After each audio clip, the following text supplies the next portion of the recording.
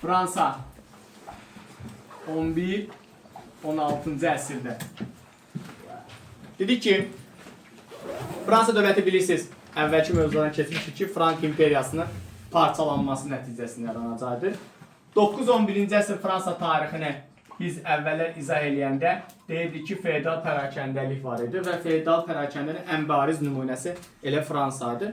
Bu proses 11-ci əsrdə davam edir. 10-cu əsrdən etibarən Kapetniklər sülaləsi hakimiyyətdə olması hər hansı bir şey dəyişmirdi Fransada. Fransa yeni siyasi pərakəndəliyi ən güclü dövrünü yaşayırdı. Dövlət zahirən deyəndə çöldən vahid şəkildə olsa da daxildə parçalanmış idi. Baron Hersoq ərazilərinə parçalanmışdı.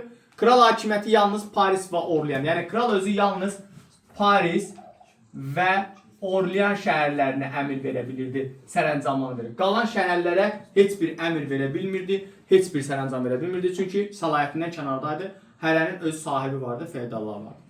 Səlib yürüyüşlərin nəticəsində Fransada iqtisadi məsələlər tam fərqli inkişaf eləməyə başladı. Ümumiyyətlə Fransada şimal vilayətinin cənub vilayətləri arasında inkişaf fərqləri mövcud idi.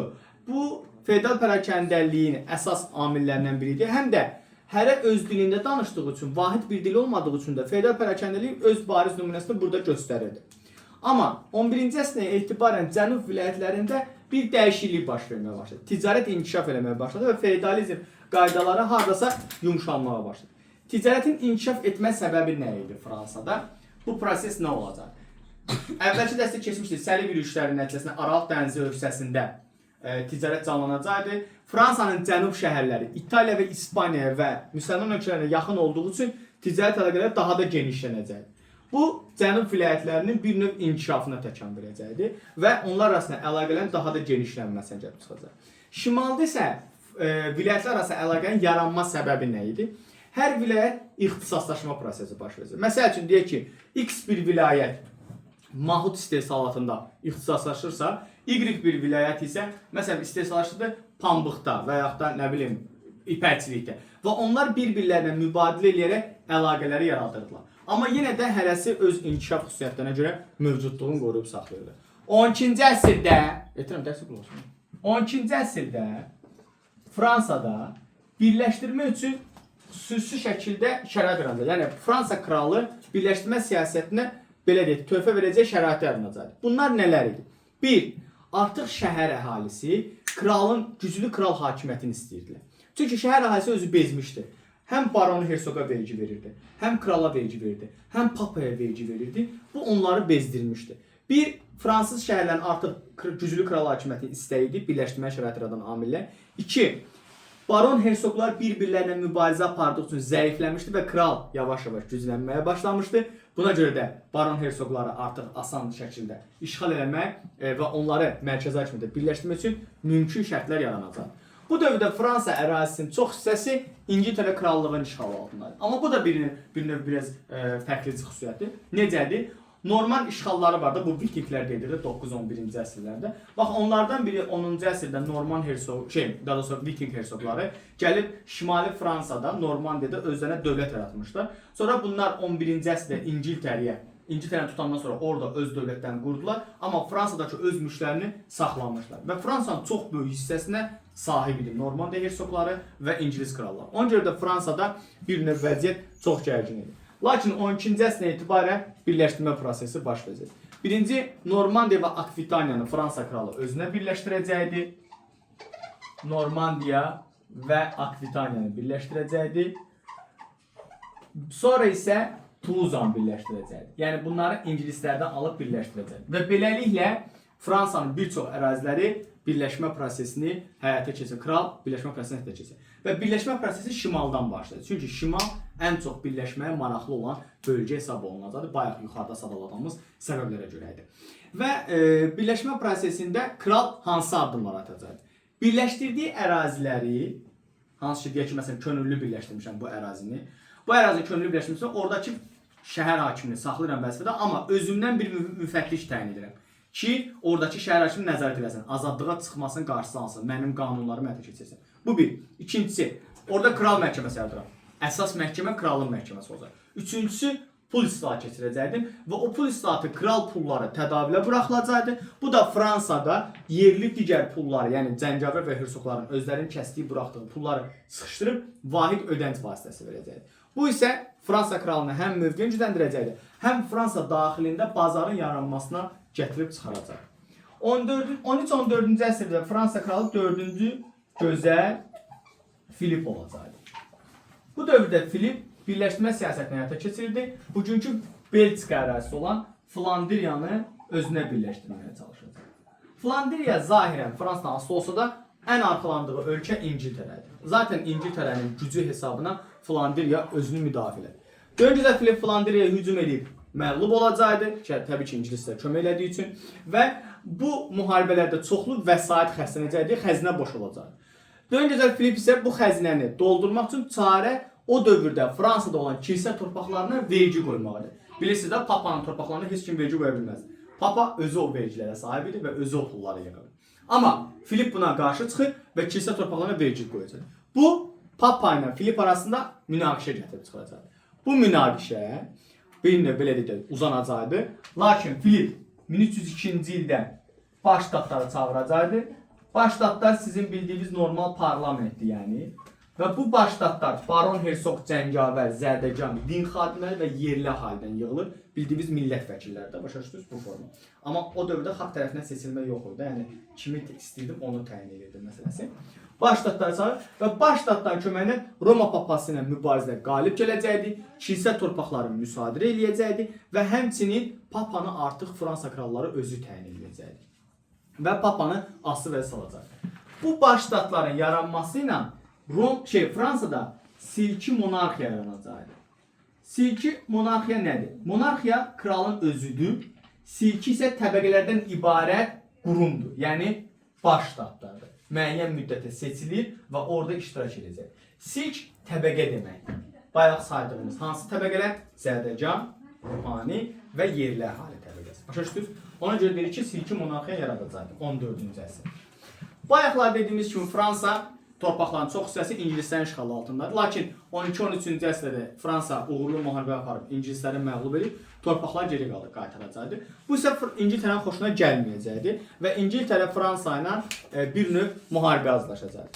Bu müharibənin baş vermə səbəbləri İngiltərənin Fransa itirdiyi torpaqları geri qaytarmaq istəyi, ərazilərini genişləndirmək istəyi, bəhanə isə o vaxt Fransa kralı vəfat eləmişdi və İngiltərə dövləti qohumçuluq münasibətindən istifadə edərək Fransa taxtına olan iddiası olacaq. Və bu tarixə 100 illik müharibə kimi düşəcək. 100 illik müharibə 1337-1453-cü illəri əhatə edir. Bu müddətdə 14-cü əsr hadisəsinə baxdığımızda 1346-cı il Kressi, 1356-cı il isə Poitiers döyüşü baş verəcək. Kressi və Poitiers döyüşündə fransızlar məğlub olacaqdı.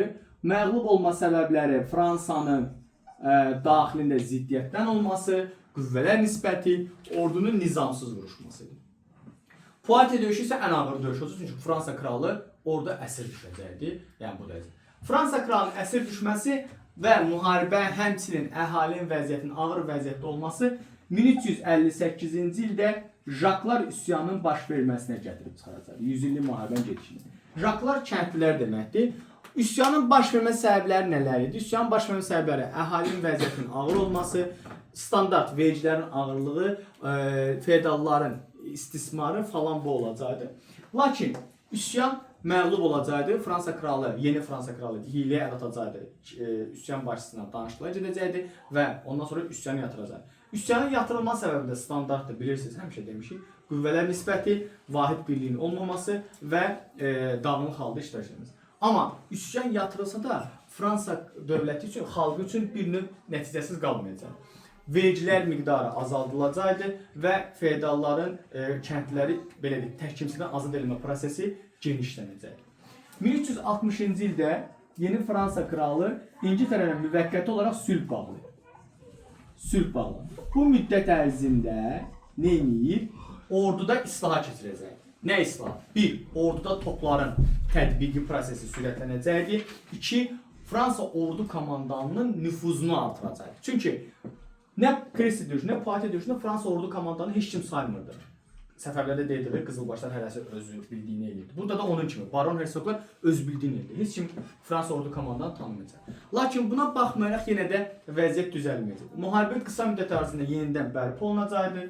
Bu vaxt 1415-ci ildə Azincourt döyüşü baş verəcəkdi. Azincourt döyüşündə Fransa məğlub olacaqdı. Paris şəhəri daxil olmadan Fransanın şimalı işğal altına düşəcəkdi. Bu vəziyyəti daha da ağırlaşdıracaqdı və Fransanın taleyi Orlean şəhərində həll olunacaqdı. 1428-ci ildə Orleanı İngilis qoşunları mühasirə alacaqdı. Bu mühasirədə bu vaxt Fransa azadlıq hərəkatının rəhbəri olan 13-14 yaşındakı bir qız idi. Janna d'Arc ortaya çıxacaqdı və Fransanı bir növ xilaskarı hesab olunacaq. 1428-29 Orlean döyüşlərində fransızlar qələbə qazanacaqdı və bundan sonra müharibənin taleyini dəyişdirəcək. Lakin 1430-cu ildə Janna d'Arc əsir düşəcəkdi. Kral isə onu azad eləməyəcəkdi. Bunun səbəbi isə Janna d'Arc'ın nüfuzun qalxması, baron hersoqların bu nüfuzdan qorxması idi ki, Janna d'Arc'ı belə deyək də, Janna d'Arc gələr bilən kral olar. O da qəbul edilməzdi. İngilislər də o dövrdəki Janna d'Arc'a qarşı olan məğlubiyyətlərini həzm eləmədikləri üçün onu cadugürlük və bu şeydə də, yəni cadu işlə məşğul olan şəxs kimi qələmə verib onu edam edəcəklər. Müharibə 1453-cü ildə yekunlaşacaqdı. Burada yadda saxlayın, testologiyada hər zaman bu tipli sualda çaşdırıcı məqam olur. Kale limanı istisna olmaqla, baxın, bütün fransız torpaqları yox. Kale limanı istisna olmaqla Fransa torpaqlarını geri qaytaracaqdı. Bütün Fransanı geri qaytardı. Kaleni saxlayır əlində. Kale limanı istisna olmaqla belə deyək də, Fransa öz torpaqlarını İngilislərdən xilas edəcəkdi və geri qaytaracaqdı. 1453-də başqa hansı hadisələr baş vermişdi? 1. Konstantinopolun tutulması və Bizansın süqutu. 2. Ağqoyunlu Üzünəsənin Ağqoyunlu bəyliyinin rəhbəri altına keçməsi. Amma 100 illik müharibə gedişində Azərbaycanda baş verən hadisələr nələr idi? Hülaki dövlətin mövcud olması, hülakilərin Qızıl Orduyla mübarizə aparması, hülakilərin süqutu, Azərbaycanda cəlalilərin hakimiyyətə gəlməsi, cəlalilərin Şirvanşahlara asıla salması, sonra burada verə bilərsiniz Qaraqoyunluğun yaranması, cəlalilərin süqutu, Əsəd döyüşləri, sonra bu Naxçıvan döyüşü, Təbriz döyüşləri, bunları verə bilərsiniz. Hamısı, yəni formada Alaşkert döyüşləri falan, yəni bunları verə bilərsiniz. Azərbaycanda baş verən hadisələr kimi əsas hadisələr verəcəksiniz. Yəni 100 illik müharibənin gedişində Azərbaycanda baş verən hadisələr. Gəldik 15-ci əsrdə 100 illik müharibə başa çatandan sonra İngiltərə krallığı, Fransa kralları müharibə getdiyi ərəfədə də, müddətdə də, elə müharibədən sonra da birləşdirmə siyasətini davam edəcək. Sonuncu birləşdirmə siyasətini 11-ci Ludovik həyata keçirəcəkdir.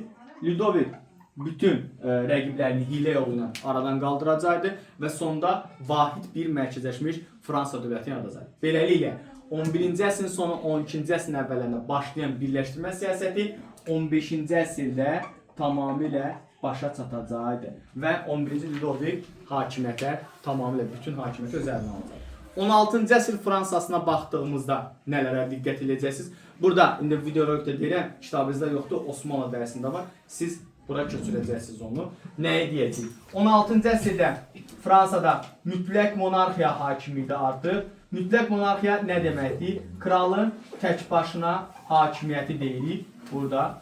Sonra 1535-ci ildə Osmanlı ilə hərbi ittifaq imzalanır. Bilirsiniz, Müqəddəs Roma İmperiyasına qarşı İspaniya və Alman krallığına qarşı. Burada hansı Korska adasını fəth eləyəcəkdi? Bunu da demişik Osmanlıda. Korska adasını fəth eləyəcəkdi Fransa dövləti 16-cı əsr Fransa tarixinə baxdığımızda. Sonra 16-cı əsrdə Kalvin kilsəsi yaranacaqdı Fransada. Reformasiya hərəkatı nəticəsində 16-cı əsrdə fransız dili artıq rəsmi dil olacaqdı, danışıq dil olacaqdı və 1594-cü ildə isə Burbonlar sülaləsi hakimiyyətə gələcəkdi. Yeni sülalənin hakimiyyətə gəlməsi Fransanın özünün 10-cu əsr tarixinə 987-nə oxşayacaqdır. Yeni sülalənin hakimiyyətə gəlməsi Ərəb xilafətinin 7-ci əsri və 8-ci əsrinə oxşayacaqdır. Şirvanşahların 11-ci və 14-cü əsrinə oxşayacaq, tarixlərini oxşayacaq kimi qeyd edəcəksiniz bu formada. Başa düşdünüz? Bu da sizin Fransa